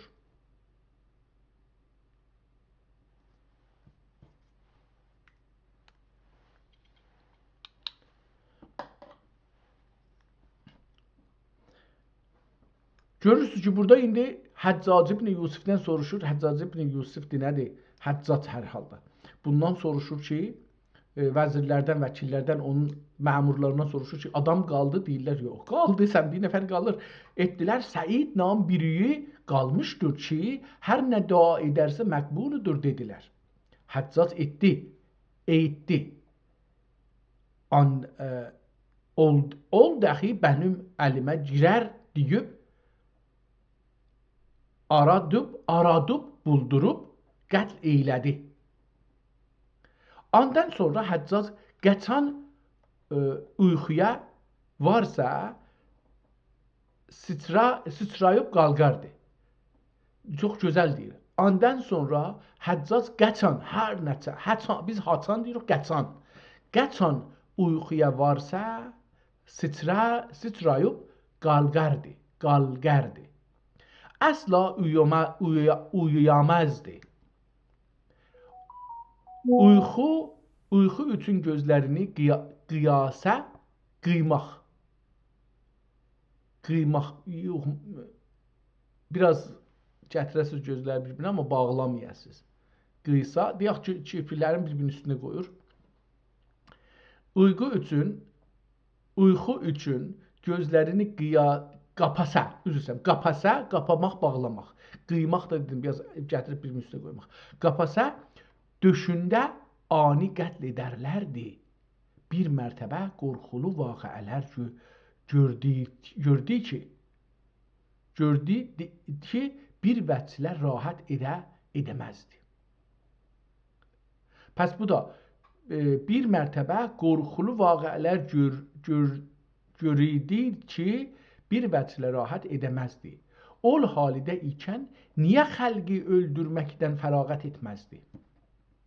Ta ki bir gecə düş gördü, ol mərtəbə xof etdikdə bütün vücudu titrədi. Ol qorxu ilə oyanıb pərişan hal oldu. Bir qapıcısı var idi ki, adına Fəttah dirlərdi. Həccacın nəsəza işlərindən məhzuz dəgil idi. Məhzuz məmulən gərək bu dal zeynə yazılan ləzzət anlamında. Burada əlbəttə məxtuz yazıbdır. Bilmirəm nə mənayadır. Həman yəni ləzzətli ya görək məxtuzu nə məna edir? Məxtuz nə deməkdir? Doğru şəkildə məxtut deməkdir yazıbdır, bu o deyil. Məhzuz olacaqdır, ləzzət yəni. İşlərində məhzuz dəqil idi. Mənə qadir olmamaqla, deyir ki, qapağını da ala bilmirdi. Mənə qadir olmamaqla qəlbindən ədavət edərdi. Amma içəridə Həccaca görə bir düşmənliyi də var idi. Mənim yadıma gəlir, indi mən 36 yaşınızada yetişmişəm. Qaçdım, gizləndim. Yazılarımdan dolayı məcbur oldum qaçam, gizlənəm. Sonra dedilər ki, yenə də qaçdım. Sonra gördüm olmayacaqdı. Dostlarla oturduq, dedik, gedək əsgərliyə, heç kəs bizi tapmasın. Hərə bir yeri dedi, mən dedim Sepahdır, ərteşdir, Niru Həvaidir, Niru Dəryaydır, onlara girməyək. Çünki mən girməyim, heç olmasa özümə dedim, onlara da dedim. Dedim ki, sabahları bir yerə istəsəz çıxasınız, o sizə çətin olar, qoymazlar. Amma məsələn polisə girsəz, məsələ yoxdur. Mən özüm getdim polisə, dostlar hərəsi getdi bir yerə, paslarlara, o üzə, bu üzə. Mən getdim orduya girdim, sonra da ordudan Niru İntizaminin lojistik mərkəzi Tehranla Kərəcin ortasındadır. Kərəcə çox yaxındır ta şeydə. Orada bir lojistik mərkəz var. Mən verdilər o lojistik mərkəzinə. Əvvəl verdilər Fərmandehin yanıncan dolanan adam adına indi nə deyirlər, ondan olam. Mən getdim, yazdım ki, mən əhliyalım vardı, işləmək məcburiyyətindəyəm, sizin yanınızda 24 saat ola bilmərəm və özüm də jurnalistəm. Mən jurnalist olduğum üçün sizin yanınızda yaxçı deyil olam. Çünki sizin yanınızda bir söz çıxsa eşiyə, məndən tutarsınız və mən istəmirəm ki, bu ittihamdan qarşılanım. Verdilər orada Niru İntizaminin lojistikinin bazresisi var idi. Ora verdilər. Orada da bir yaxçı sərhəng var idi, Allah qalsa səlamət eləsin.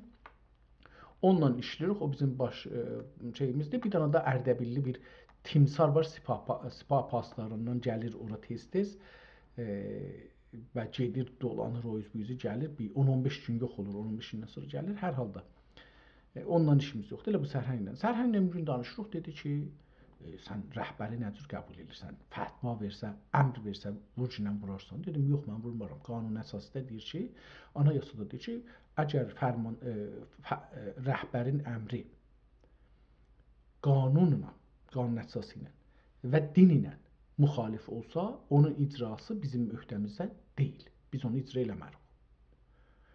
Qəbul eləmədi, getdim qanun əsasını getdim, göstərdim, razı oldu.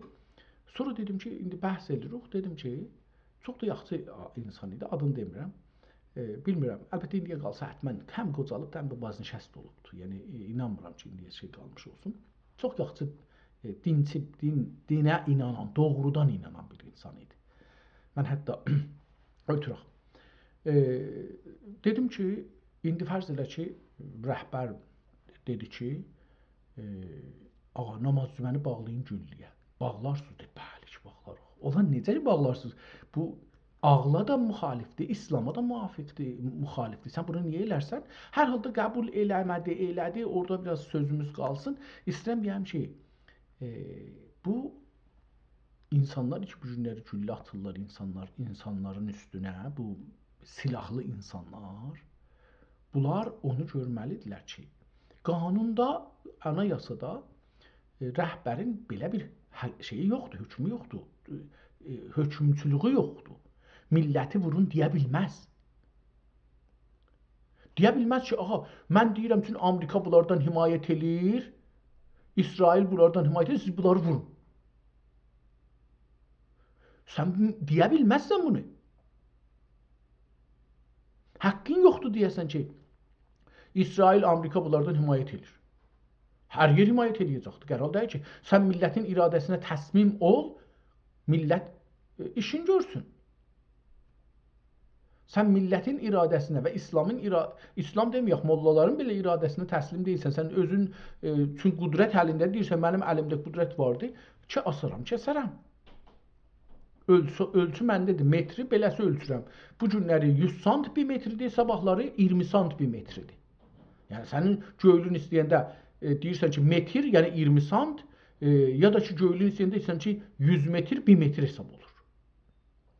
Olmaz ki 100 metr, ya gərək 1 metr 100 santimetr 1 metr ola, ya 20 sant 1 metr ola, ya da ki 1000 metr 1 metr ola. Olmaz ki istədiyin yerdə 20 santa deyəsən 1 metr, istədiyin yerdə 100 metrə deyəsən 1 metr, istədiyin yerdə də 1 metrə deyəsən 1 metr, ya 1 metr 10 santa deyəsən 1 metr. Bu haqqın yoxdur. İndi bu təqribən bu günləri bu kitab İranın halını göstərir. Deyir ki, fətdah dəyərlərdir. Yəni qapıçısı var idi ki, adına fətdah dəyərlərdi. Həccacın nasəza işlərindən, nasəza yəni yaxçı iş olmayan, pis işlərindən. Məhzuz deyil idi. Mənə qadir olmaqla qəlbindən ədavət edərdi. Amma içində ədavətli var idi. Düşmənçiliği var idi. Eləyə bilmirdi, amma zoru yox idi. O gecə ki, Həccac vaqiə görüb qorxdu, oyanıb qılınc çəkib məqər yerlərindən bir qaçkiyə həlak elədi. Çıxdı, adam qılınc çəkibdi, özü öyrəndindəkiləri öldürdü. Oyanıb qılınc çəkib məqərrilərindən, yəni orada olan əskərlər ki, onun məqərrində var idi, onlardan bir qaç kişi həlak elədi. Və əmr elədi ki, fəttahi çağırın Xudamdan bir qaçı səkirdüb fəttaha xəbər verdilər. Xuddamidən, xuddam xidmətkarlar. Xuddamidən bir qaçı səkirdüb ehtimalən qaçmaq mənasını bilmirəm, səkirdüb nə deməkdir? Fəttaha xəbər verdilər ki, padişah səni istər. Fəttah dəxi ziyadə xof edib ağladı. Aqibət əlinə bir qılıc alıb və belinə bağlayıb Həccac tərəfinə mütəvəccih oldu. Gedərkən əl qaldırıb dua edib etdi. Xudaya səni qadirsin ki, xəlqi bu napaş və xunxar zalimin şərrindən xilas edəsin. Deyib ahistə Həccacın huzuruna gəldi. Həccac etdi. Ya Fəttah,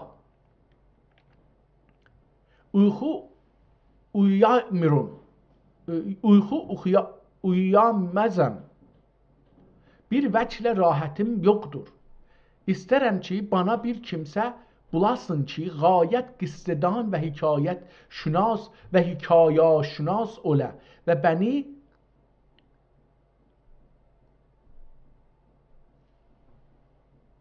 alendirə, nə mənə? Burada bir şey yazıbdı, oxuya bilmirəm. Anləndirə. Eyləndirə olacaq ehtimalən. Yəni, məni başımı qata, xoş eləyə. Mən beləsi oxuram, amma anləndirə ya da ənləndirə və söylədici hikayə kəndi başından geçmiş ola.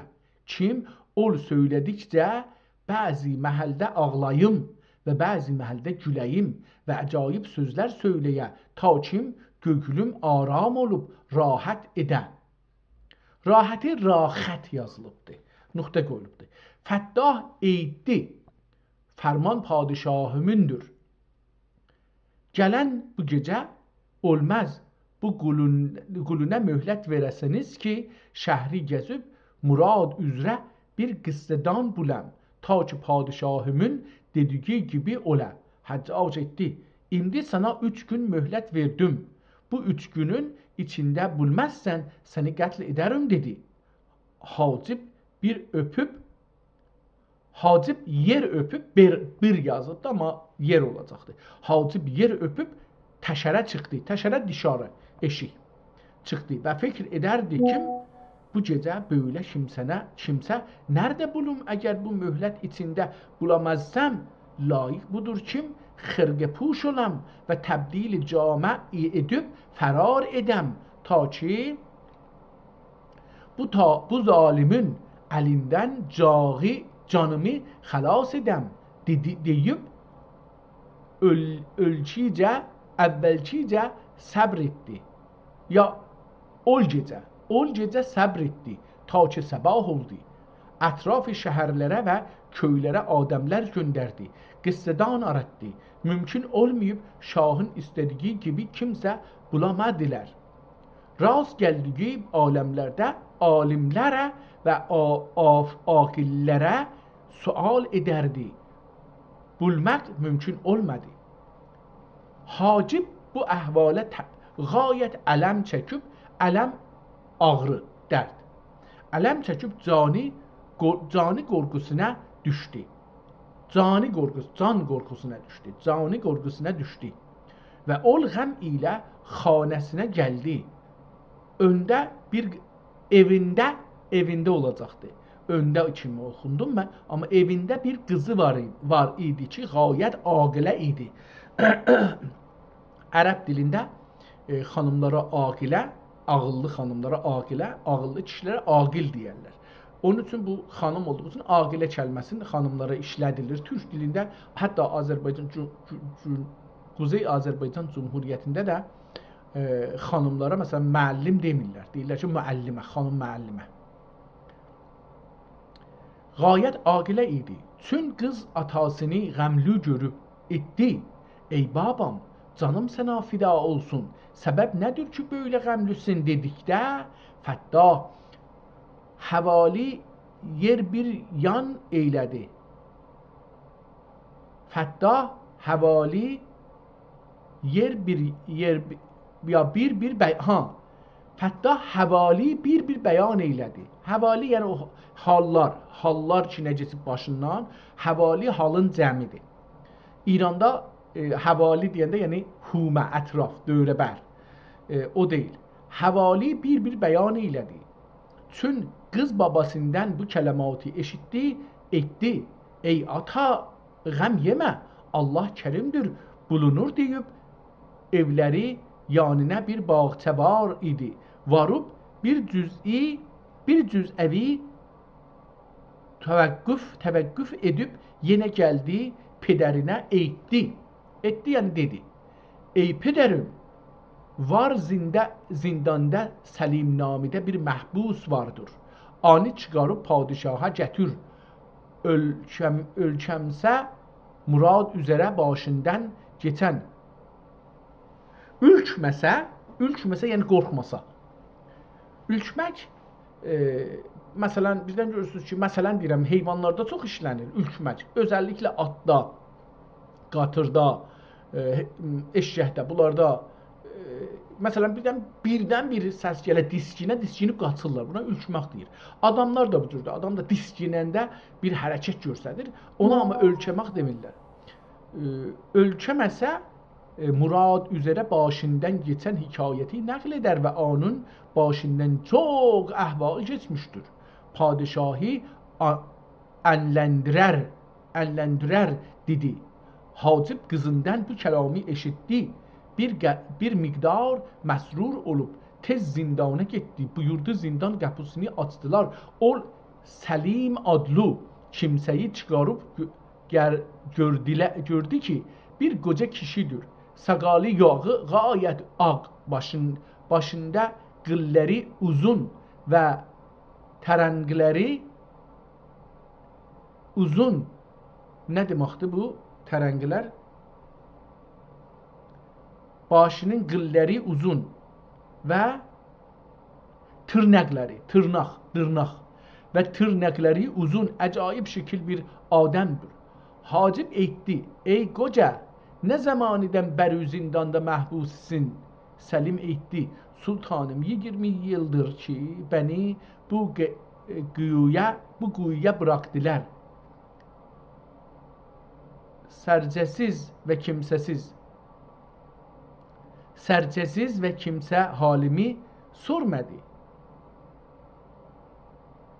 Suçsuz ve kimse halimi sormadı ve bugüne dekin benim adımı kimse söylemedi. Ancak şimdi sen gelip söyledin dedi. Hacip etti. Şimdiye dekin zindanda zahmet çekip derdü mehnette iydin. Lakin şimdi rahata yetiştin. Gel seni padişaha götüreyim.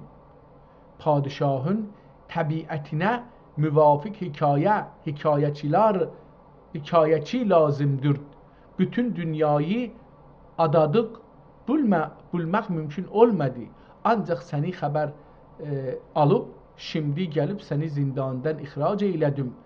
Varıp padişah huzurunda hikaye ve kendi sergüzeştiğini söyleye senki cümlesinin başından geçmiş ola.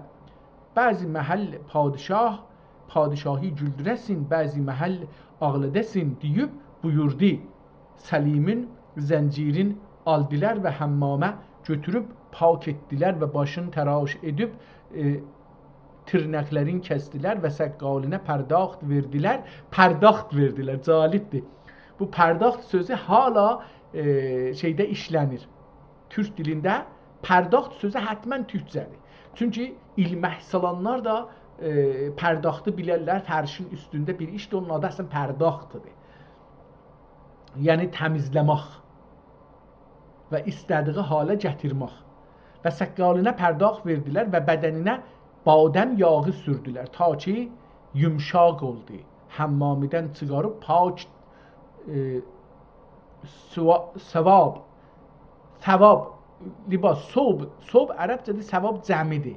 Sobun cəmidir. Amma eyni sevab kimi yazılır. Yəni sevabı da o cür yazırıq. Əlbəttə indi şəkkə düşdüm ki, sevabı əcəba satla yazırıq yoxsa 3 nöqtəli sı ilə. Bu 3 nöqtəli sı ilədir. Əlbəttə bu da ehtimalən əsvab olacaqdır. Əsvab, pak əsvab giydirib. Çünki əvvəlində bir əlif kimi var, düşübdü şeyin üstünə. O qıraqdakı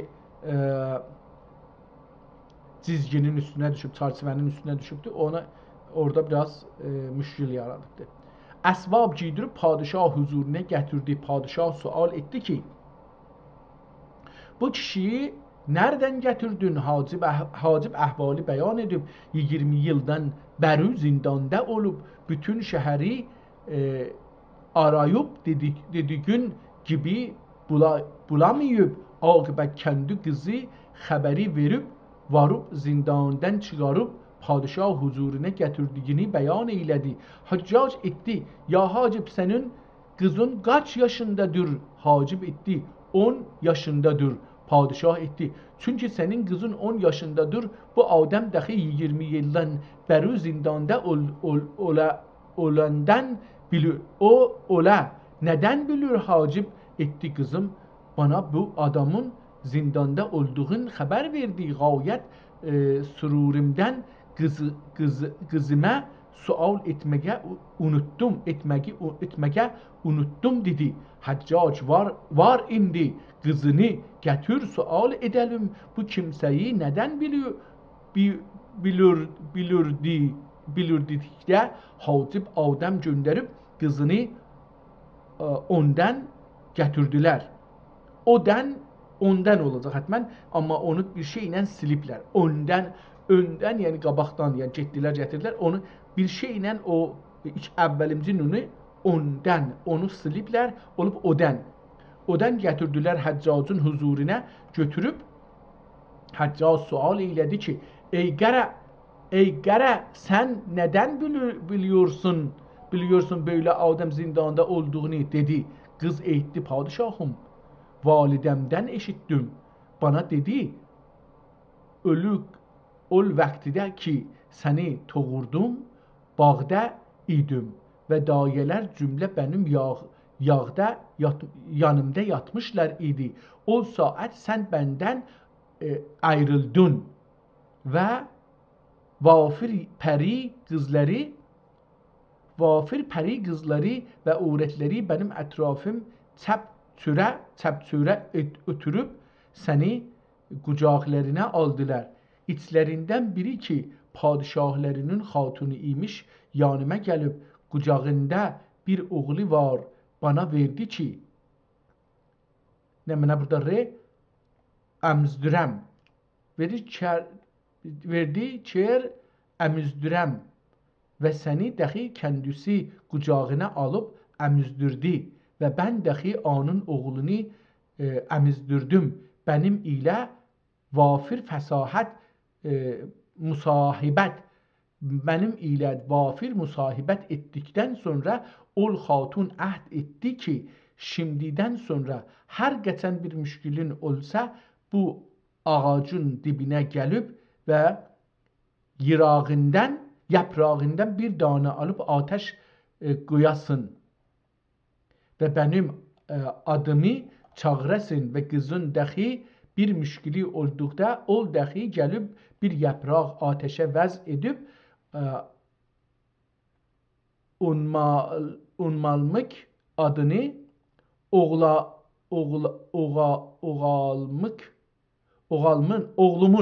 oğlumun adını çağırsın. O saat müşkülleriniz həll və məqsudləriniz hasıl olur dedi. Diyu anamdan eşitdiyim əcəldən xatirimdə tutub, çünkü babam qəmlü və ələmlü oldukdə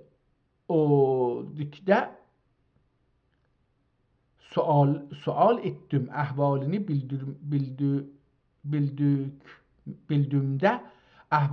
bildimdə ol validəmin dediği söz xatirimə gəlib tez bağçaya varıb ol dirəxtün vərəqindən bir vərəq alıb ateşe qoyub süd qərandaşımı çağırdım, gəldi bana söyləmək zindanda olub. Süleyman ya Səlimin zindanda olub və padişaha hikayə söyləməyə layiq olduğunu bəyan edib. Ben dəxi pederime gəlib söylədim. Pederim dəxi varıb zindandan ixrac edib. Tamam. Nağıl çox gözəl bir nağıldır. Doğrudur ya doğru değil, orasıyla işimiz yok, ama çok güzel bir nağıldan ibarətdir. Gedək axirindən də bir yarım səfə, bir səfə oxuyaq. Görək ki, əcəba bunda bir tarix varmı, yoxmu? Bunda dər deyib çıxardı, padişah nəzər edib təəccüb etdi. Zira kəndi xəzinəsində misli bulunmaz idi və cövhər furuş gətirib göstərdilər. Cövhərilər qiymət təqdir edəmədilər. Bu da cenə şeydən eşikdədir, çarçıvədən eşikdə yazılıbdır. Pəs Həccac cövhəri aldı və Səlimə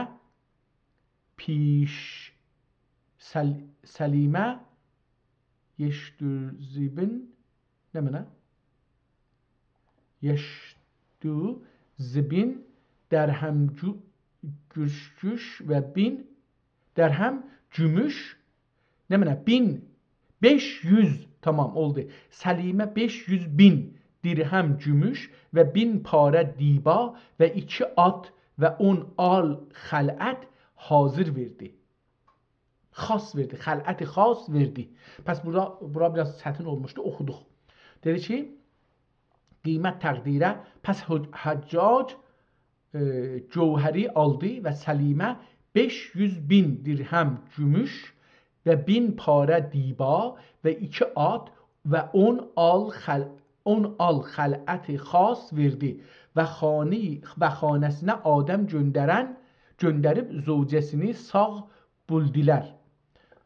Bu qədər mal-u nəqd ilə və ezaz-u ikram ilə Səlimi xanəsinə göndərdi. Səlim dəxi əmisi qızını görüb rahat oldu və Həccacın verdiyi mal ilə xanəsini məmur edib ölüncədək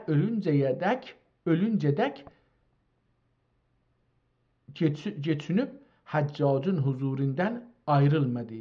Təmmətil kitab. Bəllidir ki, bu bir tarixi hikayətdir. Hikayədir tarixi. Mən bu kitabın adını yazdım. Çox gözəl və sadə bir dil ilə yazılıbdır. Roman şəklində yazılıbdır. Bunu mən istəyirəm ki, adını dəyişdirim. Tarixi roman hikayə. Tarixi roman hikayə. Həccac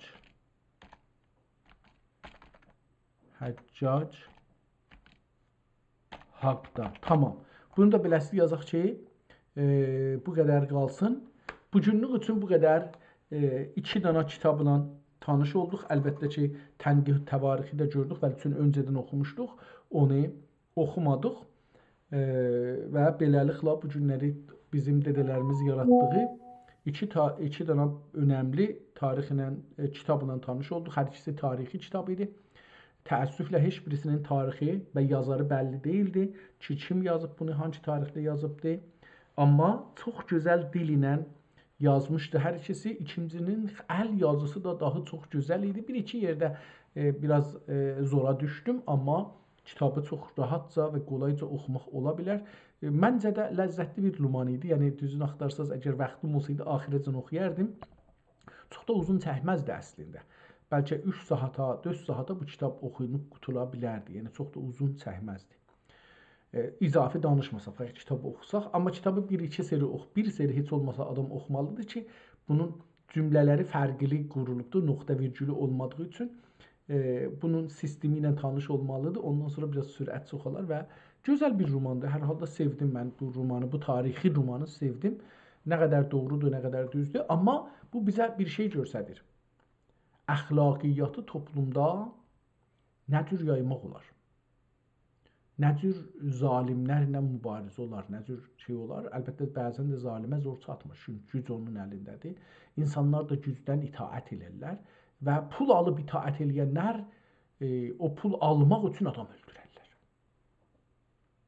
Təəssüflər olsun ki, neçə qruhuna mübarizə çox çətindir. O adamlar ki, pul alırlar ki, anlamayalar. O adamlar ki, pul alırlar ki, yalan danışalar, yalan yazalar. O adamlar ki, pul alırlar ki, zalimi qoruyalar. Bu üç qruh təəssüflə çox təhlükəli qruhdular. Çünki pul alırlar. Bunlar əslində mümkün o fikri qəbul eləməyələr. Mümkün o adamı da qəbul eləməyələr. Mümkün o düşüncəni də qəbul eləməyələr. Amma o puldan ötürü cinayət eləyə bilərlər. Və cinayət eləyirlər. Və bunu biz görürük.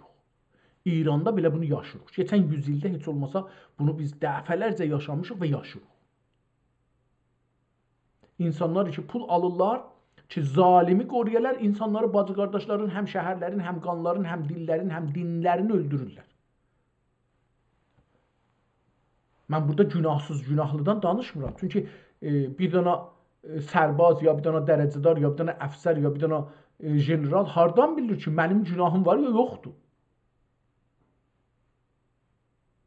Amma o pul alır, o pulu almaq üçün, o pul kəsilməsin deyə burada insanlar 17 min nəfər deyirlər adam öldürüblər neçə gündə.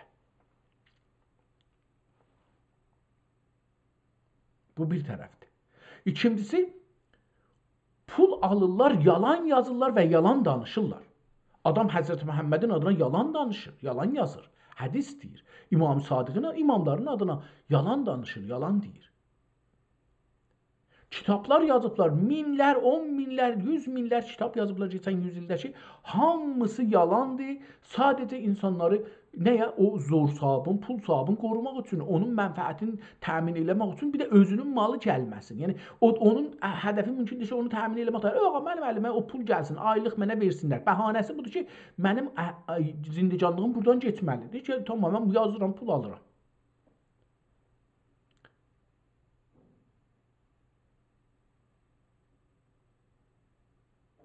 İndi biz belə bir zamanı yaşırıq. Bunlar çox böyük cinayətkardılar. Bunların içində adam qanı tökənin cinayətinin acılığı azdır və qalarğı deyil. Amma o yalan deyənlərin və yazanların özəlliklə din adına dinin üzərindən yalan deyənlərin cinayəti tarixdə qalır, getmir. Və onların cinayətləri bağışlamalı deyil.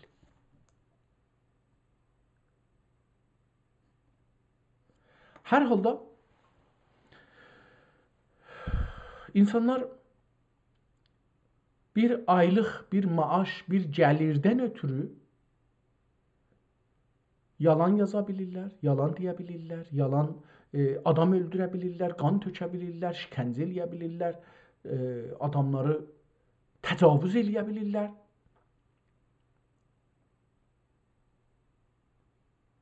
Çox. Yəni bilmirəm qiyamət var idi ya yoxdur, amma İslamda bu qiyaməti demək çox gözəl bir şeydir. Çünki insanlar bu dünyada əgər bir şeydən qorxmurlar, heç olmasa bilsinlər ki, o dünyada bir yetişəcəklər adama. Mümkündür o dünya olmuyor, amma bu düşüncə özü insanlara deyir ki, cinayət eləmə. Fərq eləmir, bu Amerikada da olsun bu cürdür. Fərq eləməz ki, yəni hər yerdə. İnsanlar çox vaxt cinayətləri o aylıqları üçün, o gündə bir qarnına bir çörək edəcək, onu kəsilməsin, ayrı yerə işə getməyim, elə bu işlə mən geçinim deyə cinayət edirlər. Və bu cinayətlərin ən çox önəmlisi yalanlardır ki, kitablara geçir, yazılara geçir. Adamları öldürürlər. Adamların namusuna, ırzına təcavüz edirlər. Məncə bunların günahları bağışlanmamalıdır.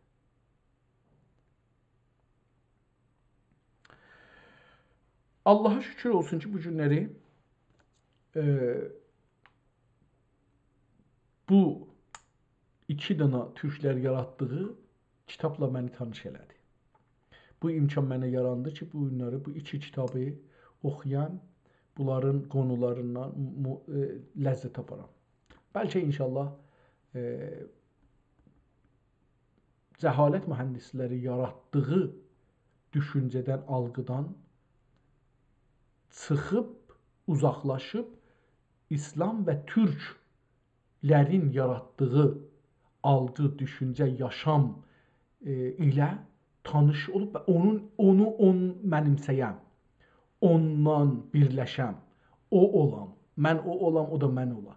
Yəni belə bir şey ümidi ilə o şərti də biz qeydib eləyə biləcəyik ki, eləyək. İndi mən bunu baxanda Cəlal Əhmədə rəhmət oxuram.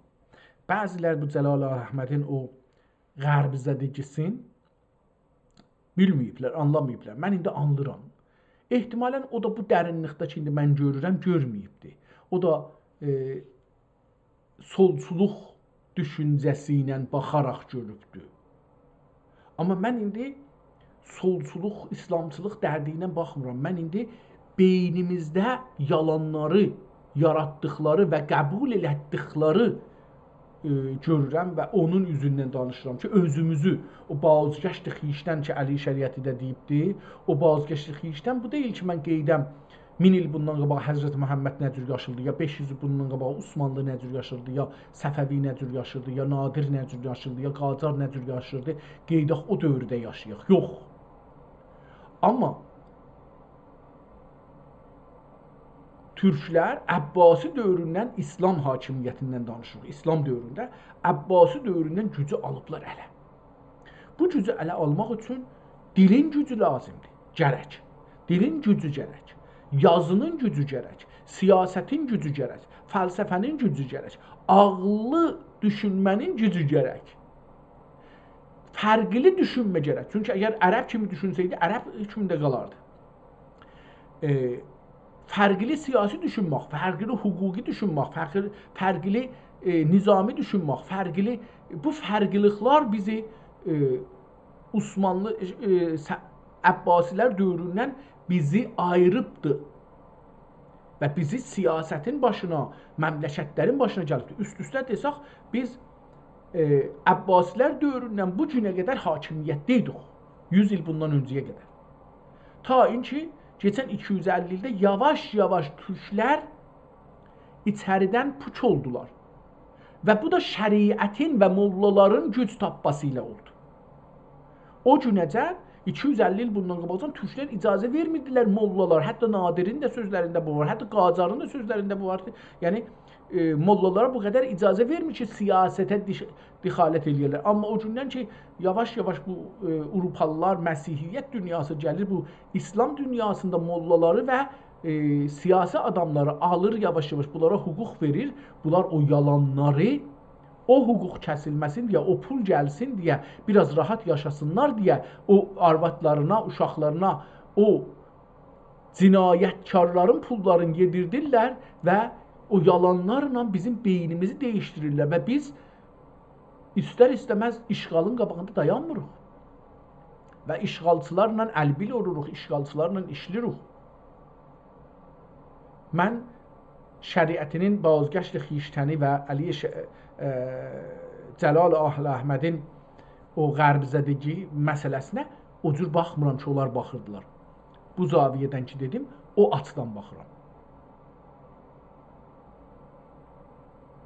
Sağ olun, sağ qalın. Allah ömür verirsə bir ayrı gün, bir ayrı kitabla, bir ayrı Türk dünyası yaratdığı düşüncə ilə, tarix ilə, anlayış ilə sizinlə görüşərik və şərik olarıq.